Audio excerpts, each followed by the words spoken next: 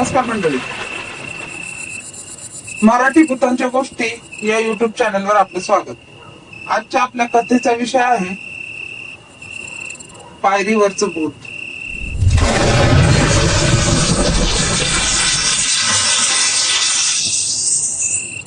या घटनेला 7 ते 8 वर्ष झाले असतील. मी एका ठिकाणी जॉब करत होतो. तिथेच युवराज व सुनील हे 2 मित्रही जॉब करत होते. दंगा बसती नेहमीचीच. एकदा आमचा बेट ठरला की भाड्याने पिक्चरच्या 3 सीड्या आणायच्या. इंग्लिश ऍक्शन पट खूप आवडायचे. सोमवारी आमच्या जॉबला साप्ताहिक सुट्टी असल्याने रविवारी रात्री युवराजच्या घरी पिक्चर पाहायचं ठरलं. रविवारी रात्री जेवण करून तिघेही युवराजच्या त्या खोलीमध्ये आले. जरा आडगळीची होती ती. मग आम्ही थोडी स्वच्छता केली, टीव्ही सुरू केला. आम्ही तिघे पिक्चर बघत होतो.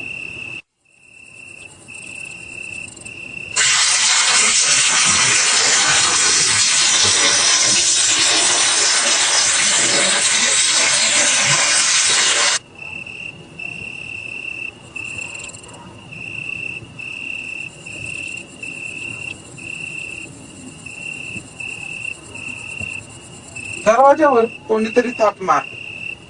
युवराज, दार उघड. युवराजचा मोठा भाऊ विशाल दरवाजावर होता. युवराजने दरवाजा उघडला. तो पण आमच्या सोबत टीव्ही पाहण्यात गुंग झाला. संजय, तुम्ही बघत बसा, मला झोप आली आहे, मी जाऊन झोपतो. एवढं बोलून युवराज आतल्या रूम मध्ये जाऊन झोपला. आता मी, सुनील आणि विशाल असे तिघेच पिक्चर पाहत बसलो. असा रे, मी 5 मिनिटात येतो. एवढं बोलून खोलीमधून विशाल बाहेर गेला. 15-20 मिनिटे झाली तरी विशाल आला नाही.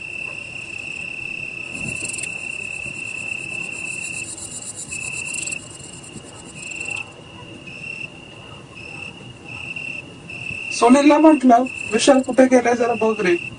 त्यावर गप्पा बस, जाऊन झोपला असेल तो, असे म्हणून सुनीलने माझ्या बोलण्याकडे दुर्लक्ष केले. टीव्ही पाहत बसला. साधारण 1 ते 1:30 वाजला असेल. बारीक आवाजात टीव्ही सुरू होता. सगळं वातावरण शांत होतं. इतक्यात खाडचा दरवाजा उघडून विशाल थेट आत आला आणि माझ्या मागे येऊन पटकन खाली बसला. सुनील आणि मी एकदम दचकून विशालकडे पाहिलं आणि रागाने बोललो, अरे काय डोक्यावर पडलास काय? भिलो की, जरा हळू दार ढकलायचे.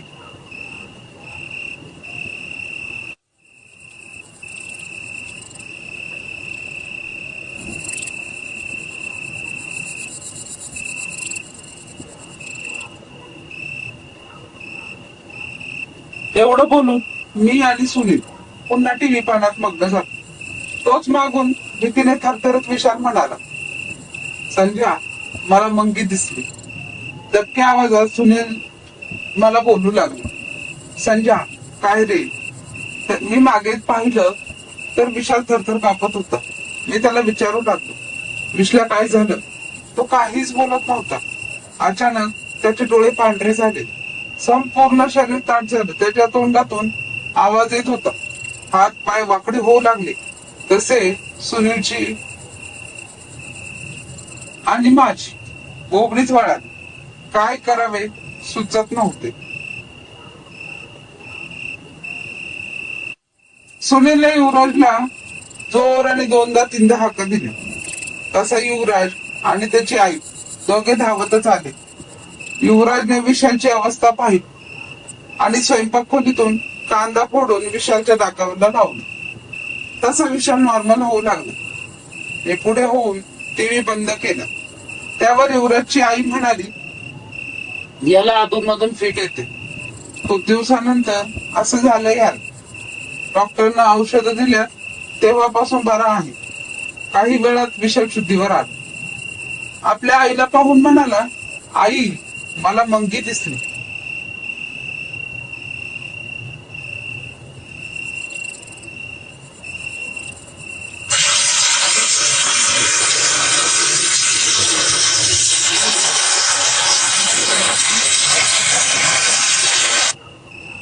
तोच विशालच्या आईने आपल्या कपाळावर हात मारून घेत म्हणाली, एवढ्या रातचा तिकडं कशाला गेलेला? मंगी म्हणजे गल्लीतली मंगल, जिचं 4 वर्षापूर्वी इथल्या मुलासोबत लग्न झालं होतं. तिचा नवरा तिला हुंड्यासाठी दारू पिऊन जबर मारहाण करायचा. 2 वर्षांपूर्वी तिला मुलगी झाली, पण नवऱ्याला मुलगा हवा होता. मग तर तिला मारहाण, अन्न पाण्याविना उपाशी ठेवणं रोजच झालं. काही दिवसांपूर्वी ती सरकारी शौचालयात बादलीत रॉकेल घेऊन गेली आणि तिथे स्वतःला पेटवून घेऊन आत्महत्या केली.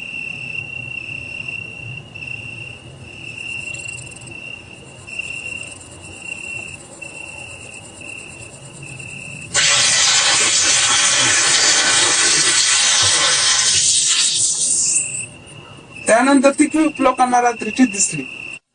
रात्री कोणीच तिकडे जात नाही. एवढे बोलून विशालची आई पुन्हा आपल्या रूम मध्ये जाऊन झोपल्या. विशाल आणि युवराज दोघेही झोपले. मी टीव्ही सुरू केली, पण लक्ष लागतच नव्हतं. त्या बाईवर बेतलेला तो भयानक प्रसंग समोर येत होता. कदाचित सुनीलची ही अवस्था माझ्यासारखीच झाली होती. तो सुनील म्हणाला, संजय, सरकारी शौचालय कुठं आहे रे? भूत बघायचं आहे. सुनीलचा आणि माझा त्याच्यावर थोडासा वादविवादानंतर मी जायला निघालो. टीव्ही सुरू ठेवून आम्ही बाहेर पडलो.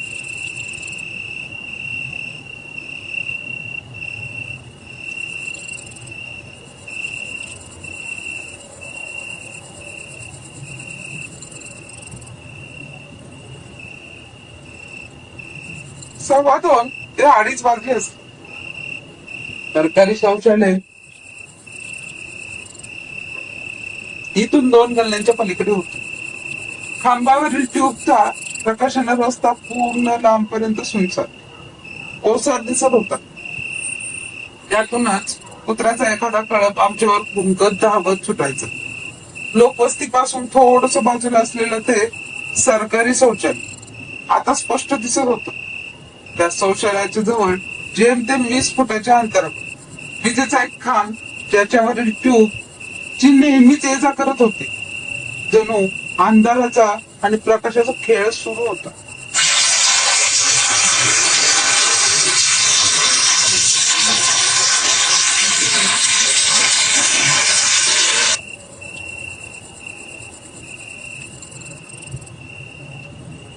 जसं जसं ते शौचालय जवळ येऊ लागलं तशी आमची चालण्याची गती कमी होऊ लागली. आम्ही दोघे आता लांबूनच त्या मंगीचं भूत कुठं दिसतंय का ते पाहू लागलो. ये जा करणाऱ्या त्या ट्यूबमुळे जवळ जाण्याचं धाडस होत नव्हतं. धाडस करून सुनील पुढे चालू लागलो. कोणीच दिसत नव्हतं. इतक्यात सुनील म्हणाला, थांब, कोणतरी रडतंय. पण मला काहीच ऐकू येत नव्हतं. मला फक्त कुंत्र्याच्या भुंकण्याचा आवाज येत होता. संजय, मला स्पष्ट आवाज येतो, कोणीतरी खूप रडतंय. सुनीलचा मला राग आला. सुन्या, चेष्टा बास की.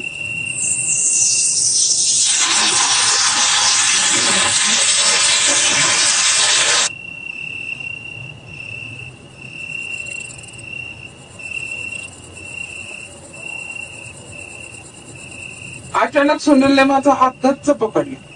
त्यावर त्याच्या सर्व अंगावर सर्व काटा आला होता. मला त्याचं वागणं जरा विचित्र वाटलं.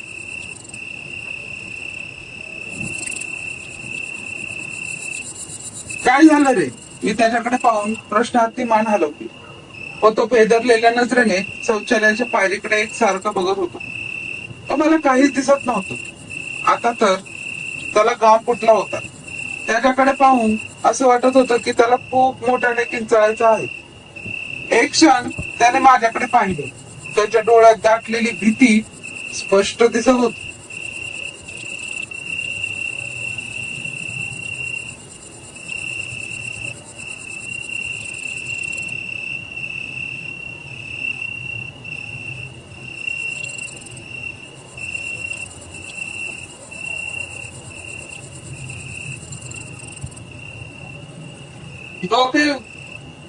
डोळे मोठे करत माझ्यावरून त्याने पुन्हा आपली नजर त्या पायरीकडे वळवली. जोर जोरात कुत्र्याच्या भुंकण्याचा आवाज त्यातच विजेच्या खांबावर ये जा करणारी सरकारी ट्यूब आणि सुनीलला अशा वागण्याची मला ही भीती वाटू लागली.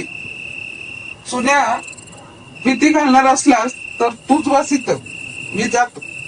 माझे हे शब्द ऐकताच त्याने माझा हात आणखी घट्ट पकडला. त्याने पुन्हा आपली नजर माझ्याकडे वळवली.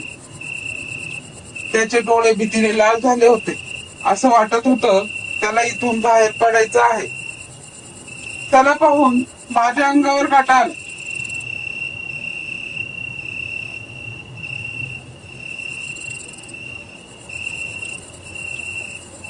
मला वातावरणातील भीषणता स्पष्ट जाणवत होती. सोन्या, चल जाऊया इथून. झोपलंय आली भावा. स्वतःची भीती लपवून मी त्याचा हात माझ्या खांद्यावर हात टाकून मागे वळाले. पण तो जागचा हलायलाच तयार नव्हता. असं वाटत होतं कोणीतरी त्याला खेचतय. मागे पाहिलं तर कोणीच नाही. आता मात्र माझाही दिल सुटायची वेळ आली. मी पण मागे न पाहता त्याच्या कमरेत हात घातला आणि अक्षरशः रस्त्याने फरफटत घेऊन जाऊ लागलो. झपाझप पावले टाकत घराजवळ आलो. दरवाजा पायानेच ढकलला.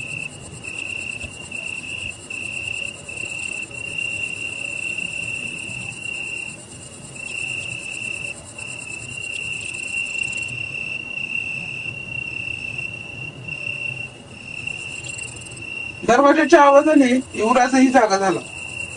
कुठे गेलेला रे? आणि सुनेला काय झालं? काय झालं हे त्याला सांगितलं असा तो जाम होत लागला. एव्हा ना सुनीलच्या अंगात तापाने फुणफुणू लागलं होतं. रात्र कशी तरी काढली. सकाळी युवराजची आई आम्हाला तिथल्याच एका पंडिताकडे घेऊन गेली आणि घडलेली हकीकत सांगितली. पंडितांनी सांगितले रात्री अमावस्या किंवा पौर्णिमा नव्हती, अन्यथा हे जीवावर बेतलं असतं. ते माझ्याकडे बघत बोलले, हा देवगणाचा आहे म्हणून याला ती दिसली नाही.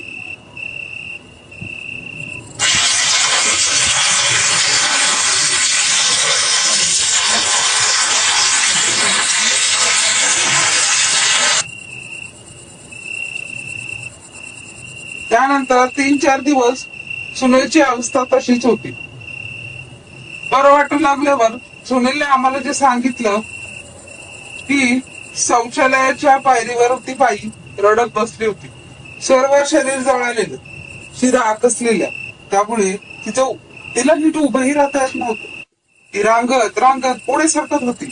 सगळं ऐकून ठरवलं की परत अशा गोष्टीची मस्करी नाही करायची.